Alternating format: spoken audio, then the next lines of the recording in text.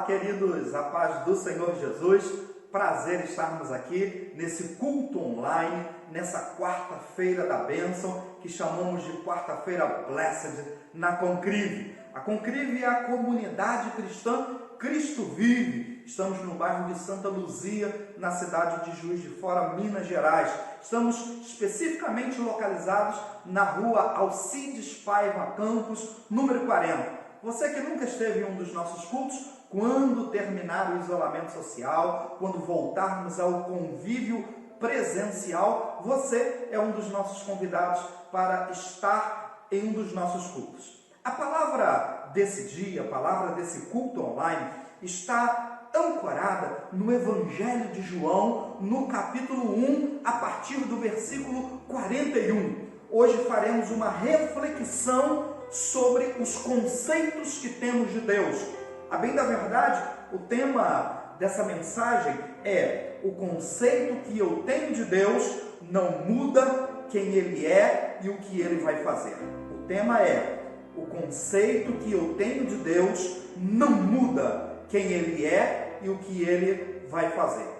Quero convidar você a ler ou acompanhar a leitura do texto bíblico em João, capítulo 1, versículo 41. O texto diz assim: a primeira coisa que André fez foi procurar o seu irmão Simão e dizer a ele: achamos o Messias.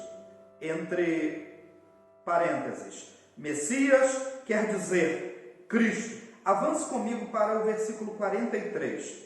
No dia seguinte, Jesus resolveu ir para a região da Galileia. Antes de ir, foi procurar Filipe e disse: venha comigo.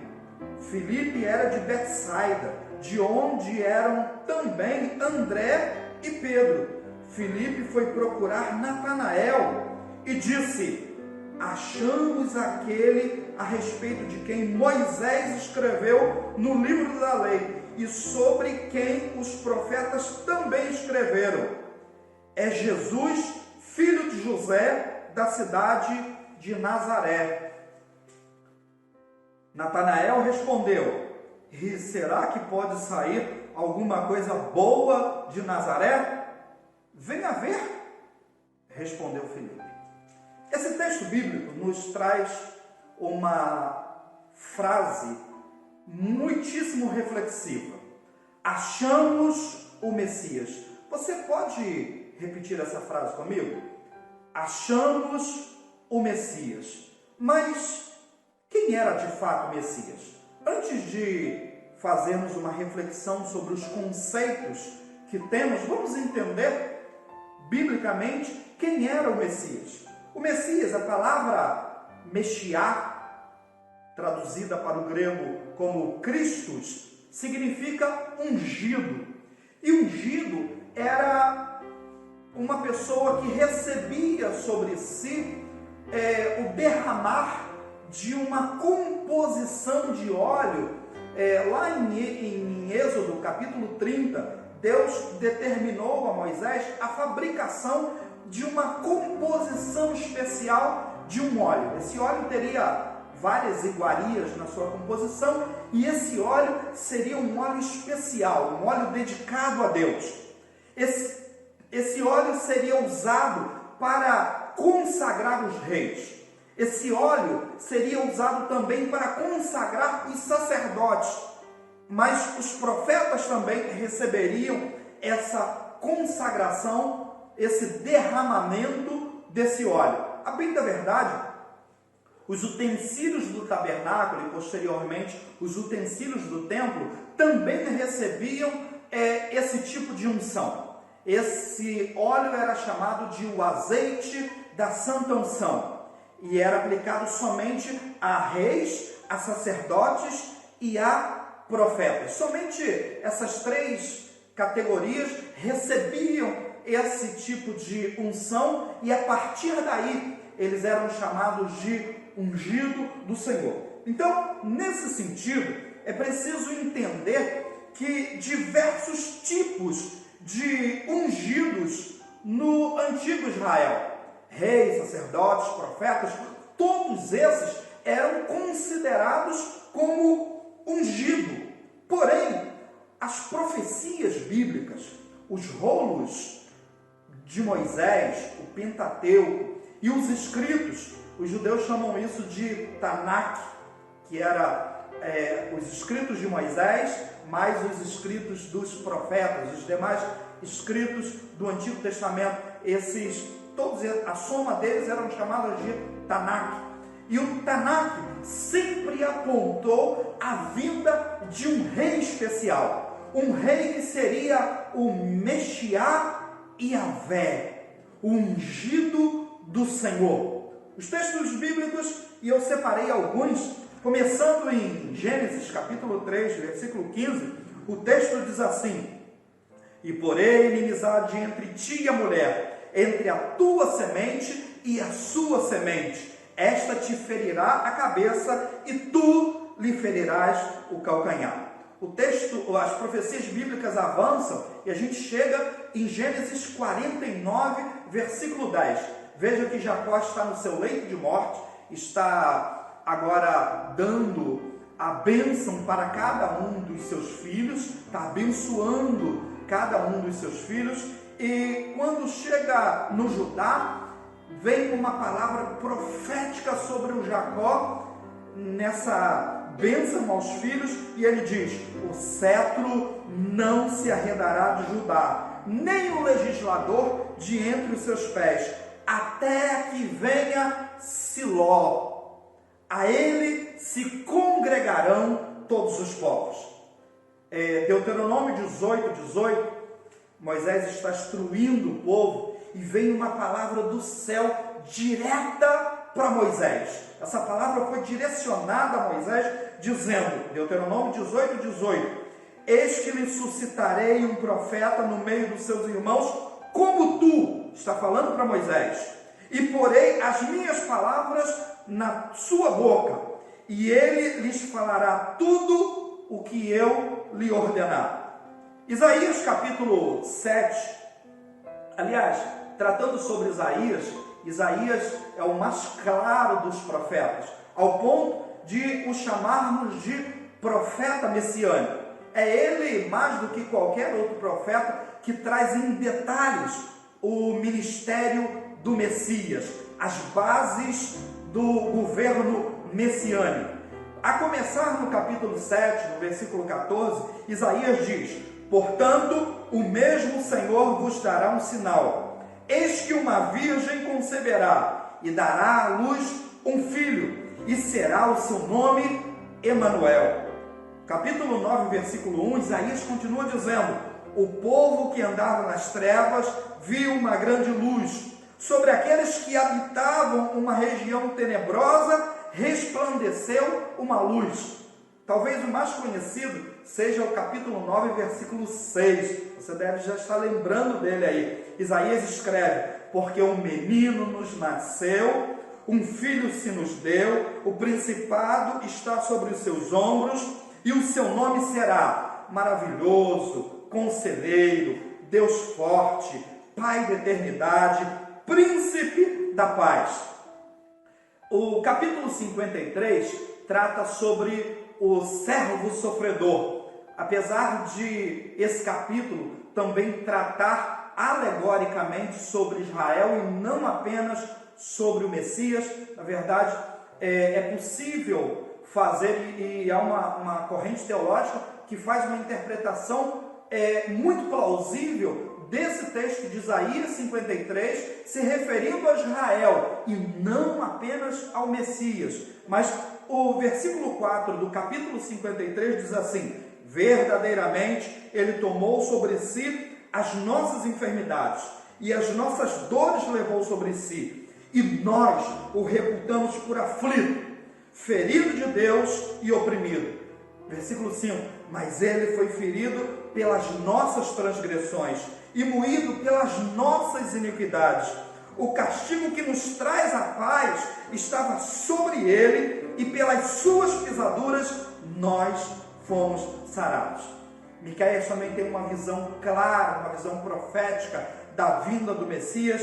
Capítulo 5, versículo 2, Miqueias diz: Mas tu, Belém Efrata, tão pequena entre os clãs de Judá, é de ti que sairá para mim aquele que é chamado a governar Israel. Suas origens remontam os tempos antigos, aos dias do longínquo passado. E por último, o texto de Zacarias, capítulo 9, versículo 9, diz assim: exulta de alegria, filha de Sião, solta gritos de júbilo, filhas de Jerusalém.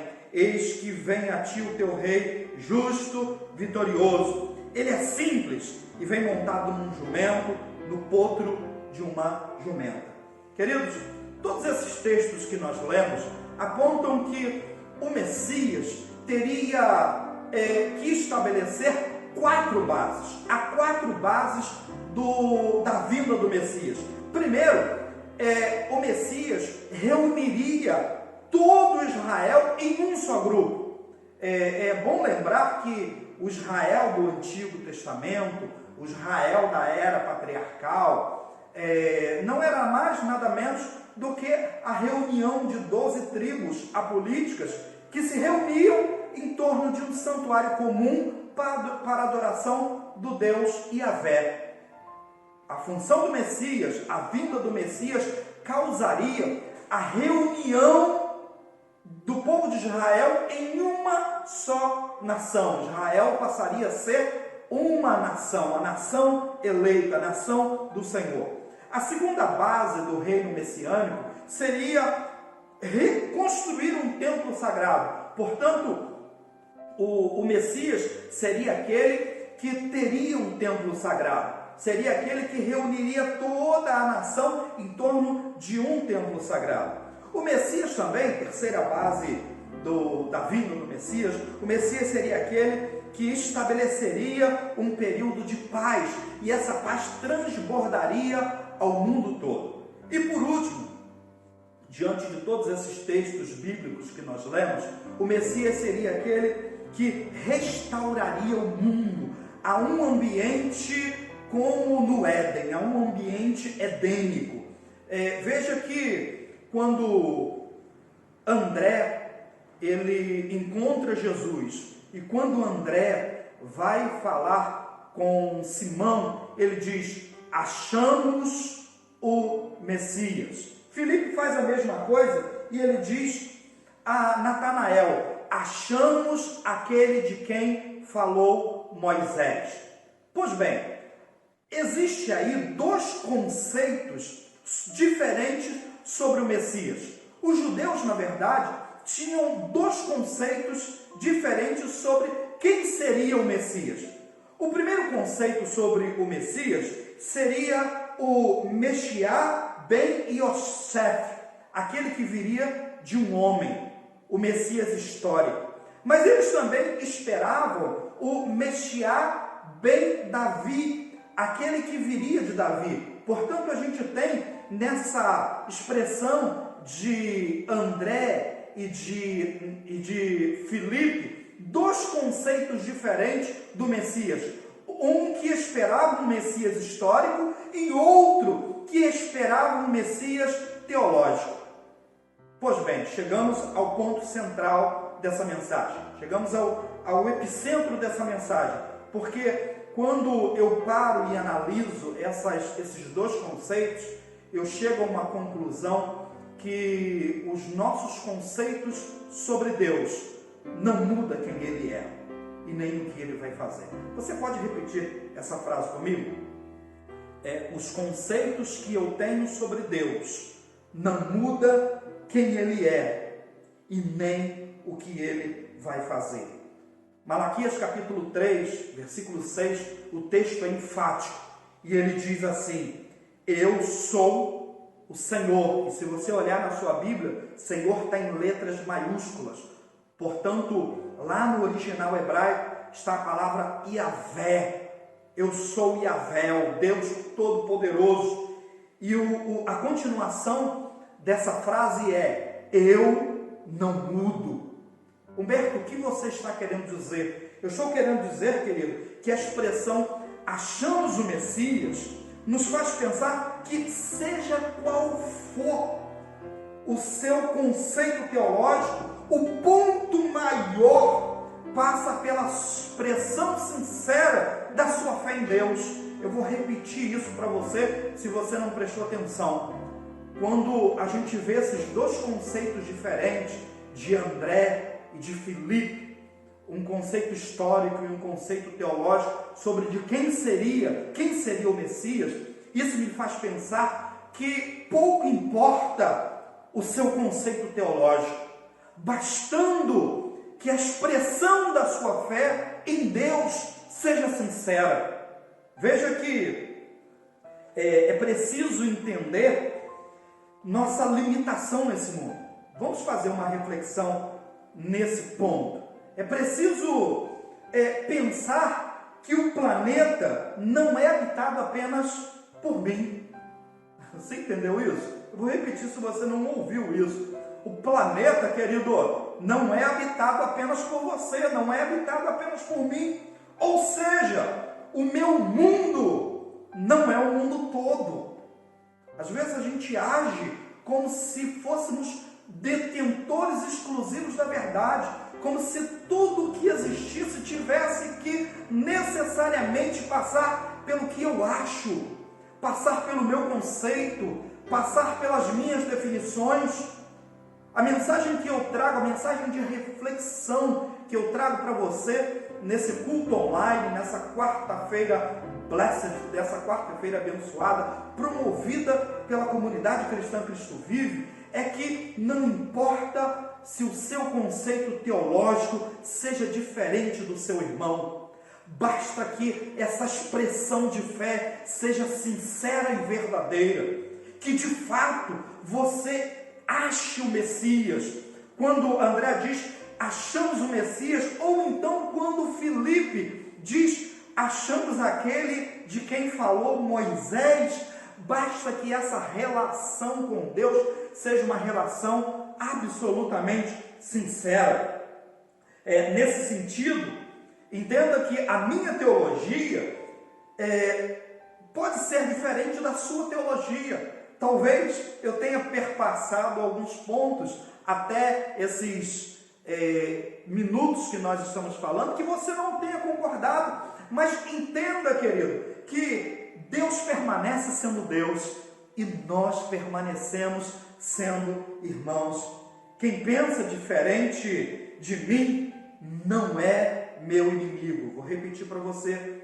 Quem pensa diferente de mim não é meu inimigo, não é meu adversário. É meu parceiro na construção de um mundo plural. Aliás, quem pensa igual a mim só alimenta o meu narcisismo. Você consegue entender isso? Que se todas as pessoas pensarem igual a mim, isso só alimenta o meu narcisismo. Que a gente vive um mundo plural, um mundo onde cada pessoa é um indivíduo e que vê o mundo dentro da sua particularidade, e essa visão individual de cada um precisa ser respeitada. Percebemos que a história registra pessoas sendo queimadas na fogueira porque suas definições e conceitos não se alinhavam com as definições e conceitos teológicos da igreja da época. Percebemos que a verdade nunca está nos extremos. Isso é um fato. A verdade nunca está nos extremos. Talvez a verdade ela esteja no meio. E é bom refletir sobre isso.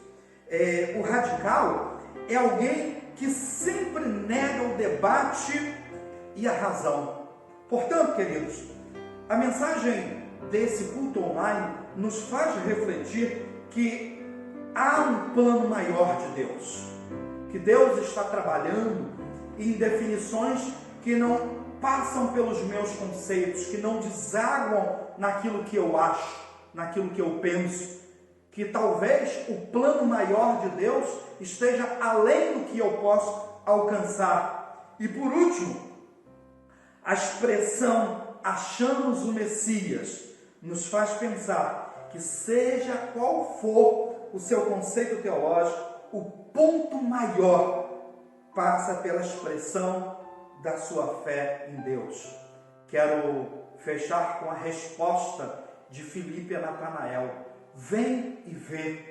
Que as suas definições de fé não sejam crítica aos irmãos, não seja crítica àquele que expressa uma teologia diferente da sua. Então pouco importa se você é arminiano, se você é calvinista, pouco importa a sua denominação, se você é da Assembleia de Deus, se você é batista, se você é presbiteriano, se você participa de movimentos neopentecostais. O importante, o central, é que Deus amou o mundo de tal maneira que deu o seu Filho único para que todo aquele que nele crê. Você crê? Você pode levantar a mão assim e afirmar isso. Eu creio em Deus, a minha profissão de fé é verdadeira, há sinceridade na minha profissão de fé, para que todo aquele que nele crê não pereça, mas tenha a vida eterna. Espero trazer essas reflexões para você. Não importa as suas definições teológicas, bastando que você seja sincero na sua expressão de fé. Feche os seus olhos, ore comigo. Deus, obrigado, Senhor, por esse entendimento plural, e que esse entendimento de pluralidade bíblica e teológica venha alcançar o coração de cada um dos seus filhos. Ó Deus, que esteja guardado em nós o mais importante, que é a sinceridade da nossa devoção, que é a sinceridade da nossa relação contigo, que não perpassa por um conceito teológico apenas, que não perpassa por um templo, ó Deus, que não se isola em uma placa denominacional, mas que, sobretudo, está baseada num Deus que amou o mundo de tal maneira. Senhor, é isso que queremos em essência, e pedimos no nome do Senhor Jesus Cristo. Amém. Que Deus te abençoe.